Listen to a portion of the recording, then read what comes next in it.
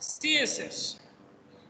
Abbreviation is Cascading Style Sheets. Okay. Um,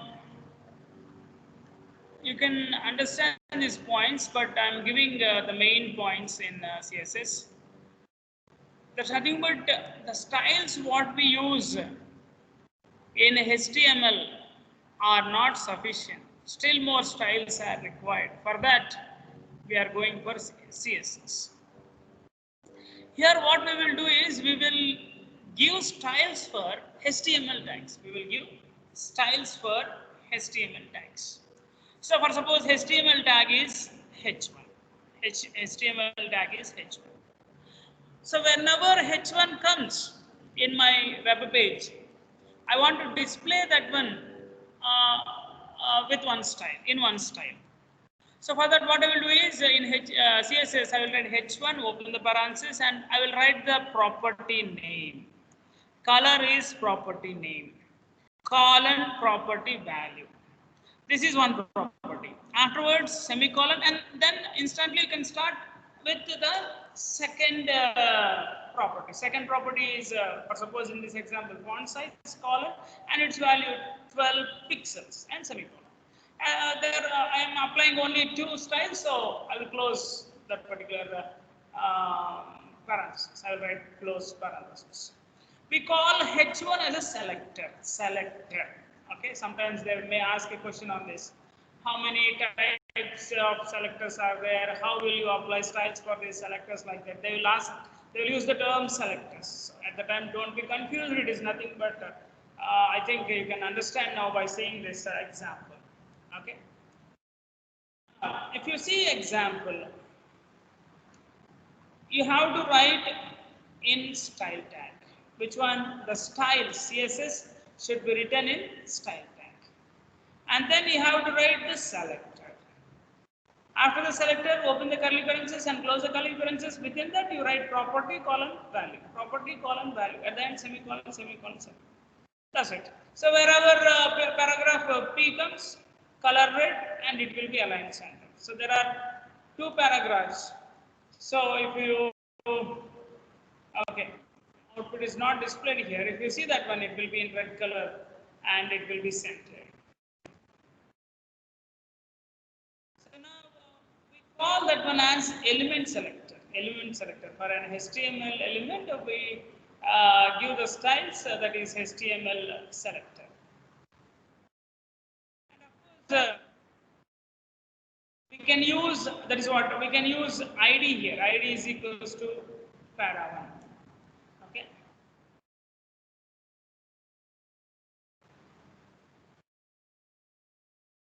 Fine. So we will be writing hash and the selector. So whenever you write ID is equals to para1, that hash para1 will be applied. That's the reason we write ID is equals to para1. Okay, this is one way of assigning, otherwise applying styles. That's nothing but we will be applying styles for any kind of HTML tag where there is ID is equals to para1. Irrespective of the HTML element, you can apply the style. That is what the point here. Okay. Then the class selector, element selector, ID selector. Okay. Element selector, first one. Second one, ID selector. For ID selector, we will be writing hash and the attribute ID. Okay. Element in the sense any HTML element. Okay. Whenever you are writing hash and some name, that should be used as ID attribute for any HTML tag, for any HTML tag. Then class selector. There's nothing but dot and some name you will be giving. Dot and some name you will be giving, and you will be assigning styles. You will be defining styles, and wherever, in whichever HTML tag you want that style, or there its attribute should be class is equals to that name. So I have given dot center. That's why here class is equals to center. Okay. So it is applied for H1 as well as P. or both.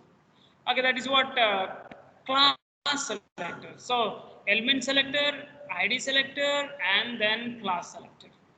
One more thing, there is nothing but you can write T means what? HTML tag dot some name, any name you can give. No need of giving only center or A or B. It is not like that. Okay, any name you can give. They have given here center. That's it. So that center will be applied. That style can be applied for a paragraph tag. That's it. There's nothing but if you want to give multiple styles for a single HTML tag, then you can make use of this kind of approach. So I can give p dot center, another style p dot left, another style p dot right. So if I want center for one paragraph, I will write class is equals center. For another paragraph, I will write class is equals to left. For another paragraph, I will write class is equals to right. So for a single tag, you can apply multiple styles in this approach. Okay. And if you see H1 class is equals to center, this will not be affected because center is for paragraph, it is not for H1. That is the reason. Okay. And that's what here is a good example for that. P dot center, P dot large. For single P, okay. Yeah, it is not center large, this is large. Class is equals to large. Okay. So when you write class is equals to large, that 300% big font will come for the paragraph. But when you write class is equals to center again for paragraph, then it will be red as well as center. Then it will be red as well as center. Okay, when you write H1 class is equal to center, it will not be affected because that center and large are for paragraph, it is not for H1. Okay. Then grouping selectors. So we have H1, H2 and P. All the three has same styles. Align center, color red. Align center, color red. Align center, color red. Instead of writing 3 times, you can selector. Okay. So H1 comma H2 comma P and the same style. Then CSS comments. Okay, I think you can understand. And different ways of see, first point is about selectors. Okay, in how many ways you can use selectors in order to apply styles. Okay, that is one thing. And the second one is how many ways or types of applying CSS. There are 3 types.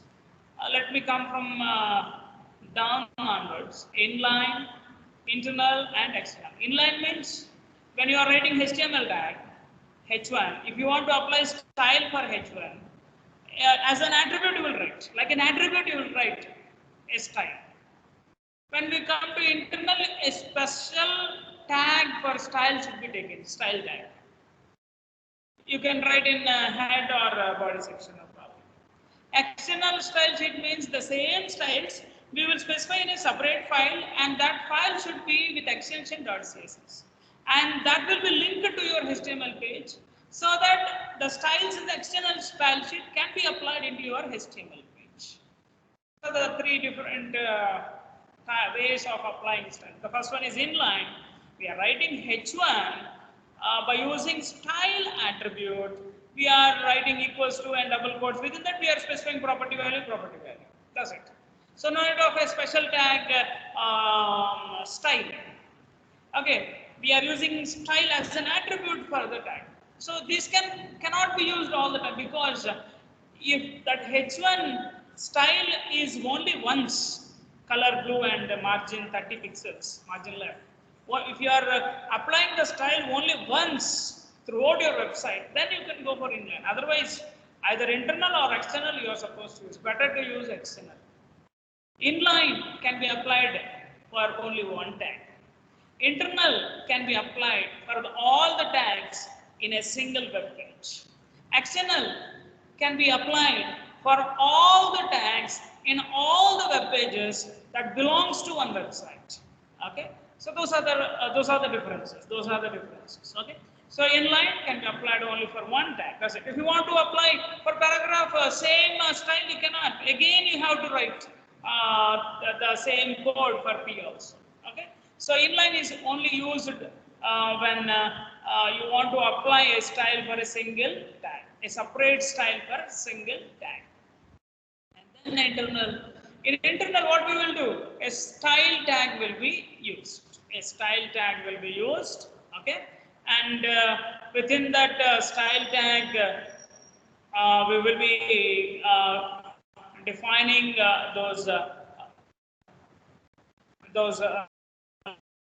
styles that will be applied within the web page. Okay, we define for body H1 as well as P. Automatically, body H1 and P will be applied with those styles. That is external is say an external file. So, for suppose that file name is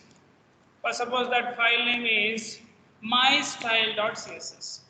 Okay, so we will write the styles as it is like this. Okay, body, open the curly parenthesis, property name, colon, property value, semicolon, another property value, like that for body. Then H1, then for some other tags. So all these things will be placed inside one single file with some name.css. Okay, now that should be applied for an HTML page. That should be applied for an HTML page. Okay, so now, so how to get that one? Here it is.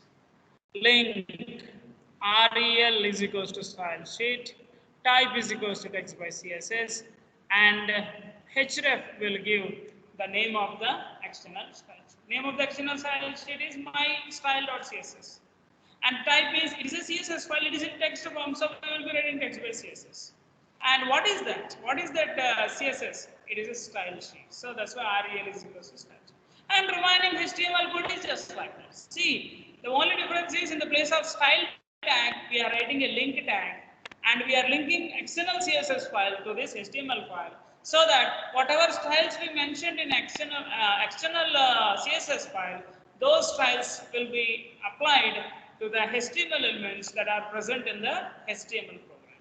Okay, so that is about different ways of applying styles. Okay, and up to that point, if you study, it is sufficient. Okay, no need to go in depth. Okay, so you will get only up to that point. So as an EC student, okay, you can study up to that point for CSS. Okay, so